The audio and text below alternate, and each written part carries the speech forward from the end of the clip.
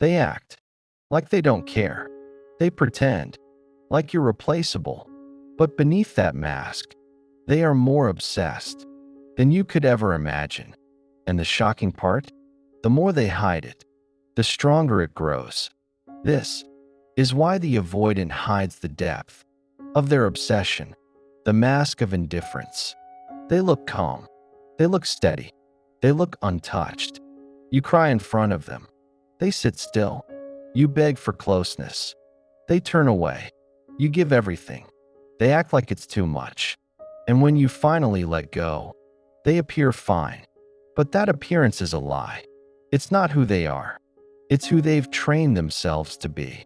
The avoidance survives by wearing a mask of indifference, a mask that tells you, I don't care. I don't need you. I'm unaffected. But inside that mask, there's chaos. There's hunger. There's obsession. The mask is armor. It protects them from you. It protects them from the risk of love. It protects them from the terror of needing. Because for the avoidant, need equals danger. Closeness equals fear. And love feels like pressure. When they were children, they reached out, and someone turned away. They cried, and someone went silent. They wanted comfort, and someone punished them for it. So they learned. They learned that showing need is dangerous. They learned that caring is weakness. They learned that emotions get you abandoned. So now, as adults, they don't stop feeling. They stop showing. They wear the mask of indifference. It looks cold. It looks detached. It looks heartless. But the mask is not absence. The mask is protection. Inside, the avoidant feels deeply. Inside, they care more than they admit. Inside, they often become obsessed. They think of you when they wake. They think of you when they drive. They think of you before they sleep. But the mask stops them. It whispers, don't reach out. Don't show it. Don't need them. Don't give them the power to hurt you. So they go silent. They go distant. They go cold. But the silence isn't emptiness. It's hiding.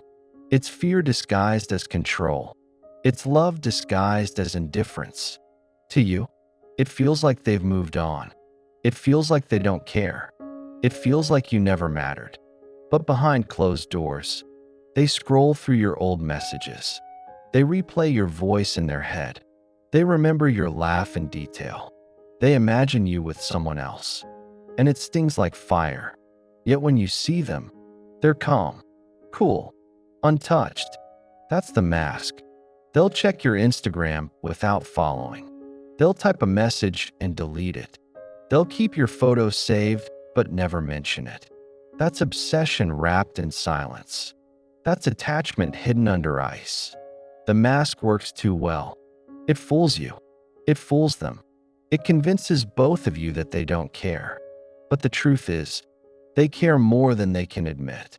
The mask was created for survival, to keep them safe, to keep them in control, to keep them from feeling helpless again.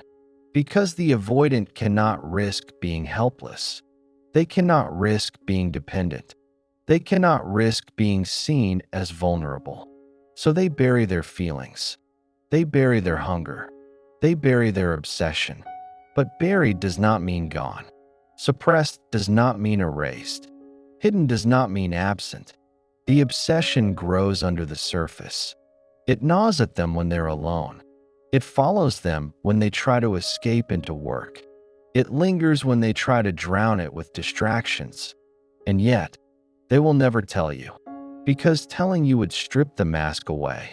And stripping the mask away feels like death. So they hold it tight, even when it hurts them, even when it costs them love, even when it makes them lose the very person they can't stop thinking about. The mask of indifference keeps them safe, but it also keeps them lonely. It protects their heart, but it imprisons their soul. They would rather you believe they never cared than let you see how much they actually did. That's the cruel paradox of the avoidant. They hide the very thing you always wanted to see. They bury the very feelings you always hoped they had.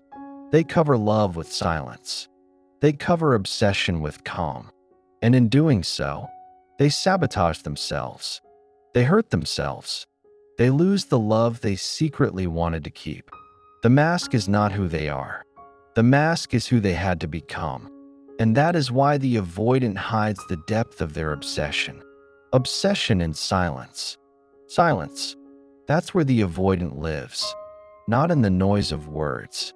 Not in the chaos of open emotion. But in the quiet. The stillness. The hidden. And yet, that silence is not empty. It's crowded. Crowded with thoughts. Crowded with memories. Crowded with you. When an avoidant obsesses, it's not loud. It's not visible. It's not something you can point to. It's silent, secret, hidden behind locked doors. They replay every conversation. They analyze every detail. They think about what you meant when you said that one small phrase. They wonder if you were pulling away. They wonder if you were closer than they allowed themselves to believe. They scroll through your photos. Not once, not casually, over and over, fixating on details you've forgotten. They stare at a smile in one picture and wonder who put it there. They see the way your eyes lit up and ache at the memory of how that light once belonged to them. But still, they do not call. They do not text. They do not admit. Instead, they bury it deeper. Because for them, obsession is safe only when hidden. They think, if I reach out, I lose control. If I show it, I give them power. If I admit it, I might get hurt. So they sit in silence. But silence doesn't stop the obsession. It fuels it. Every unanswered urge builds more tension. Every unsent message creates more longing. Every moment of restraint strengthens the craving. Avoidants don't stop wanting. They stop showing. And the more they suppress, the more it grows. It shows up at night, when the distractions are gone, when the work is finished, when the noise fades. That's when the silence becomes loud. When your voice fills the emptiness. When your absence feels heavier than they expected. They imagine what you're doing. They imagine who you're with. They imagine whether you've already replaced them. And jealousy burns. But they won't admit it. They won't send the late-night text. They won't confess, I miss you. They won't even allow themselves to say it out loud. Instead, they tell themselves stories. Maybe they were never mine. Maybe I'm better alone. Maybe this ache is just weakness. But the ache doesn't go, because it's obsession. And obsession doesn't care about logic. It doesn't obey their walls. It doesn't listen to their rules. The avoidant thinks silence equals strength. But silence, for them, becomes the container of all their longing, the vault of all their desire, the secret home of their obsession. They will not show it to you, but they will live inside it. It leaks out in small ways. They check if you viewed their story. They notice who you follow. They compare themselves to people you laugh with online. They might even pretend not to care when you're near. But later, they'll obsess over every detail of the interaction. What did they mean by that smile? Were they pulling away? Did they look happier without me? It's a storm of thought, but it's hidden under silence. They become experts at living double lives. The outer life, calm, cool, detached.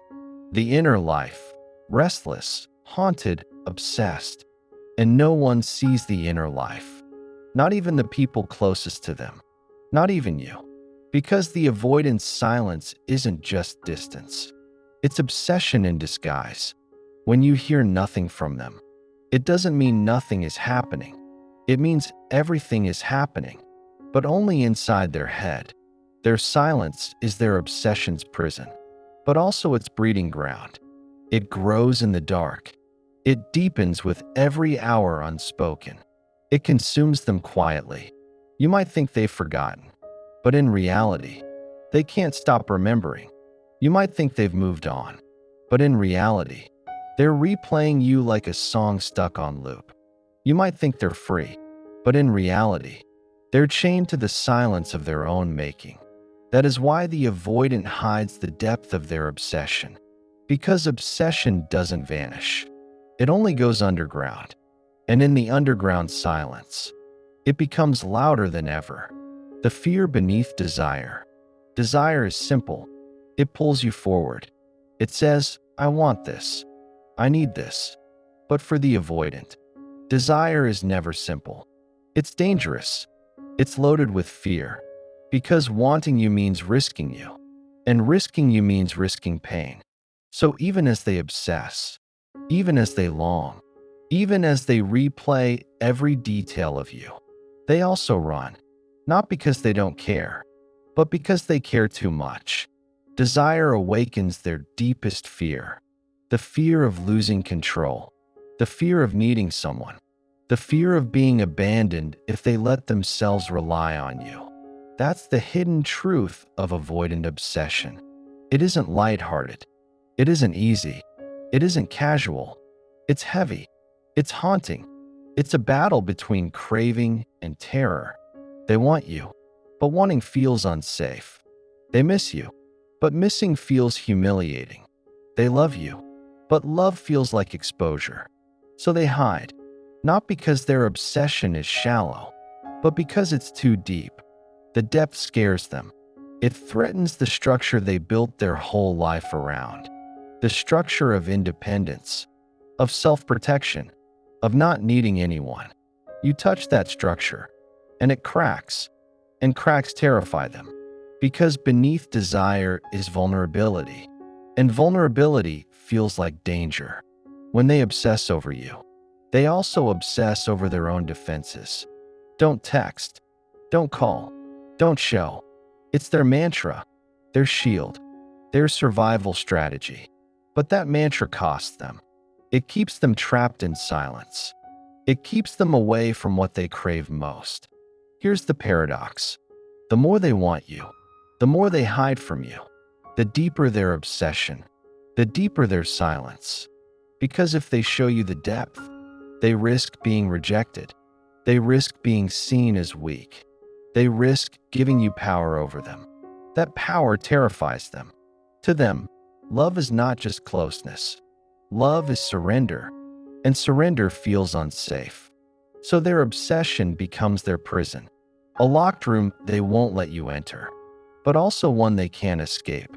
This is why you feel confused, why you wonder, if they feel so much, why don't they act on it? The answer is fear. Fear stronger than desire. You see, for you, desire and fear might coexist, but desire wins.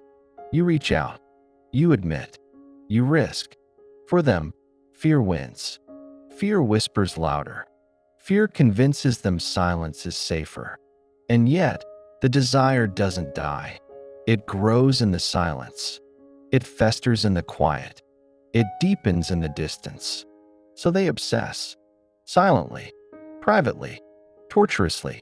This is why their obsession looks so invisible. Why you can't trace it. Why it feels like they've moved on. They haven't moved on. They've moved inward. Into fear. Into silence. Into the hidden chambers of their longing. And in those chambers, they play the game of what if. What if I'd stayed? What if I told them? What if I lose them forever? But every what if circles back to fear. Better not to try. Better not to risk. Better to hide what I feel.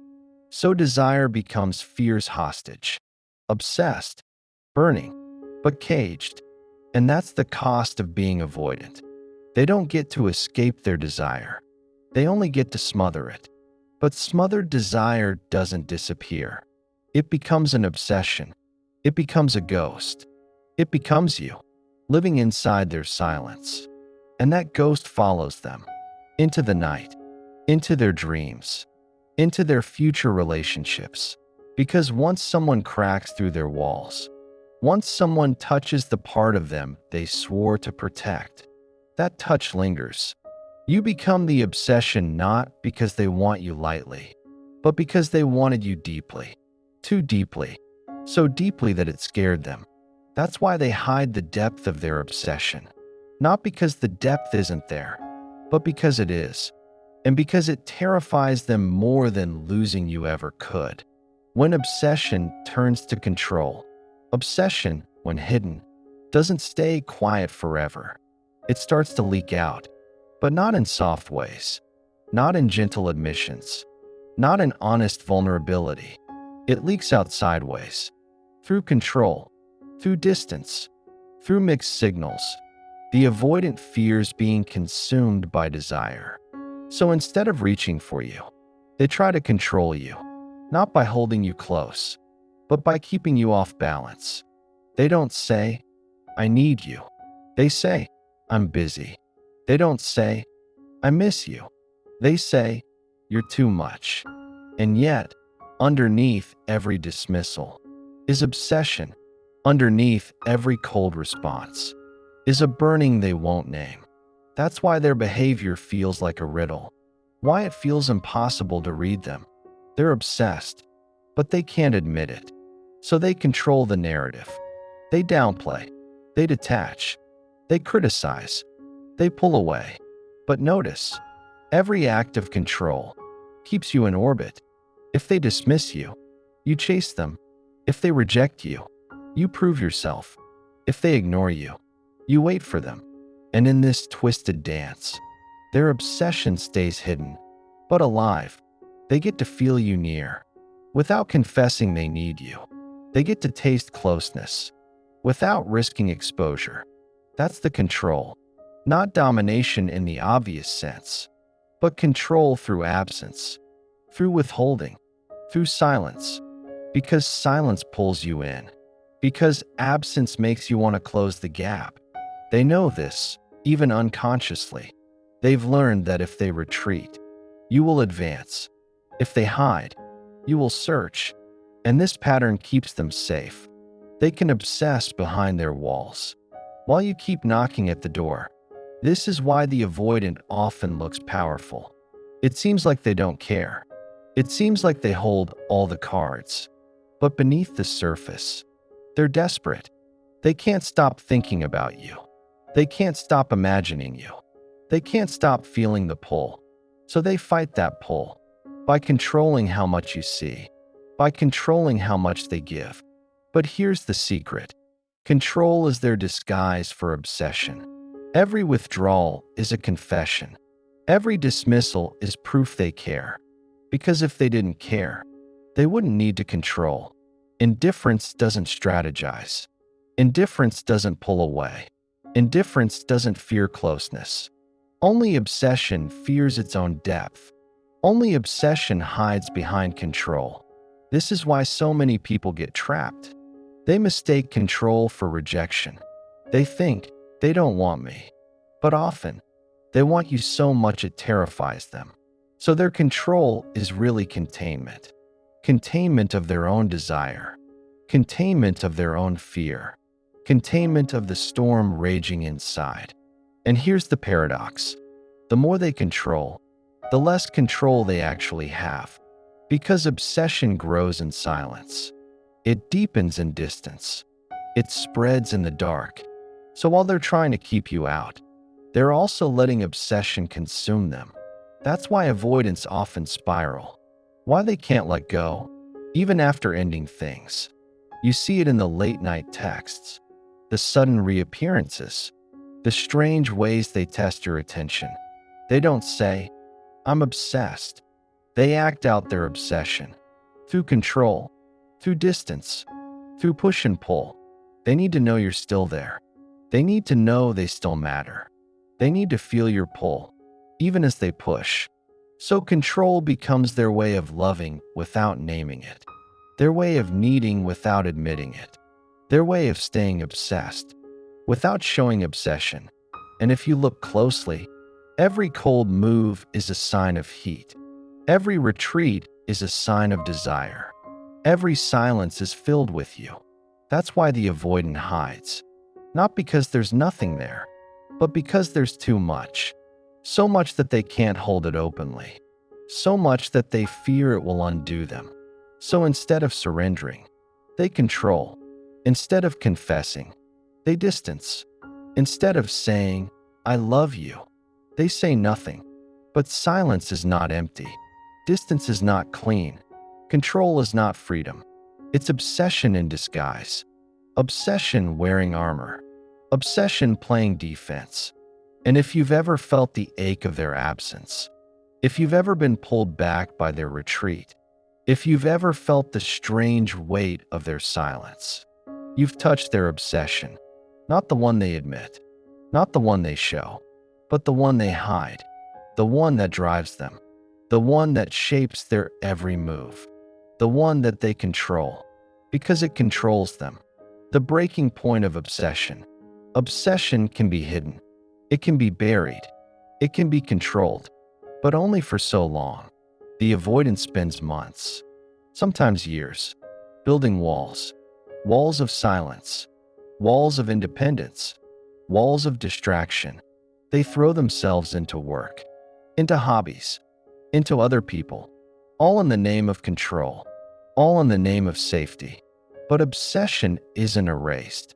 It doesn't dissolve. It grows in the dark. The more they push it down, the more it burns. And there comes a point when the mask cracks, when the silence becomes unbearable, when the control stops working. That's the breaking point.